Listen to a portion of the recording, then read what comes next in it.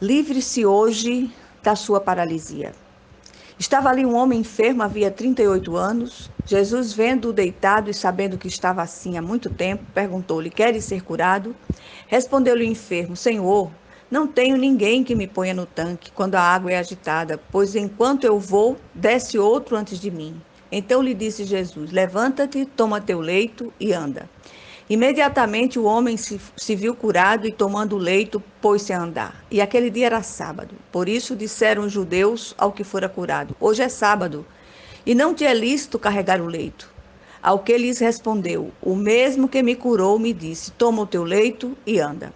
Perguntaram-lhe eles: Quem é o homem que te disse: Toma o teu leito e anda? Mas o que fora curado não sabia quem era Jesus, porque Jesus se havia retirado por haver muita gente naquele lugar. Mais tarde, Jesus o encontrou no templo e lhe disse: Olha que já estás curado.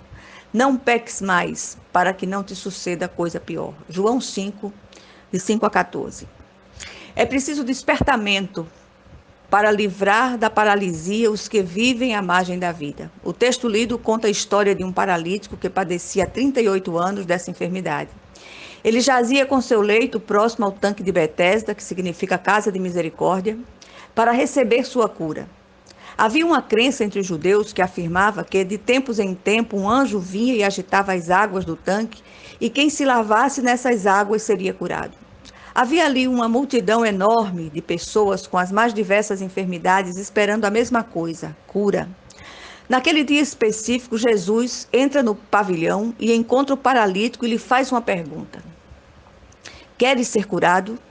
O homem responde com uma queixa: Não tinha quem o colocasse no tanque. Às vezes tendemos a transferir para os outros a responsabilidade por não conseguirmos ser abençoados, curados ou libertos. Jesus parece não se importar com a falta de objetividade da resposta do homem. Ele sabia qual era a real situação ali, simplesmente dá ordem para a cura. Tudo acontece muito rápido e a cura vem completa. O homem já saiu dali carregando o próprio leito. A história é muito conhecida e dá margem a uma série de mensagens com abordagens diferentes, mas gostaria hoje de me deter em apenas um versículo, 14, que traz uma séria advertência de Jesus. Tanto os velhos quanto os novos cristãos precisam permanecer vigilantes diante das astutas ciladas do maligno. Vigilância para nós é uma questão de sobrevivência. O próprio Jesus nos alerta sobre isto muitas vezes. As armadilhas à nossa volta são tão sutis que custamos a acreditar que por trás dessas situações tem o dedo maligno do nosso adversário. O homem da nossa história pecou especificamente e por isso lhe sobreveio aquela paralisia. A nossa libertação, no entanto, depende do nosso andar. Andar em santidade, andar em amor uns com os outros e andar em dignidade.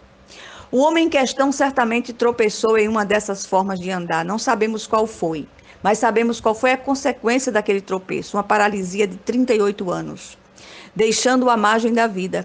Jesus diz duas coisas àquele homem, uma proclamação e uma advertência. A proclamação: olha que já estás curado. E a advertência: não peques mais, para que não te suceda coisa pior.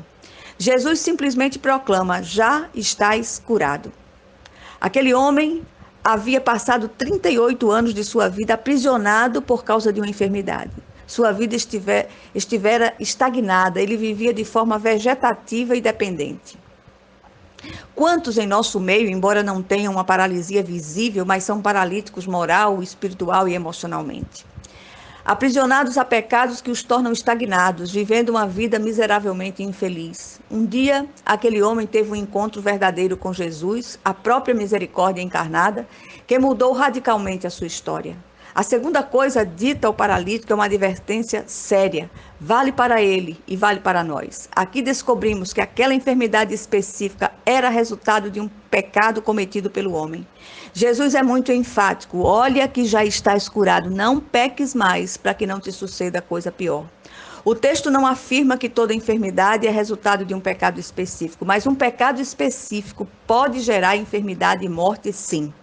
A Bíblia diz que o salário do pecado é a morte. Analise agora a sua vida. Em que área você tem estado paralisado ou paralisada? O pecado pode ter várias faces, por isso façamos uma auditoria espiritual, deixando que o Espírito de Deus faça uma varredura em nossa alma e nos revele as áreas que precisam ser limpas. Que seja assim em nome de Jesus Cristo. Amém.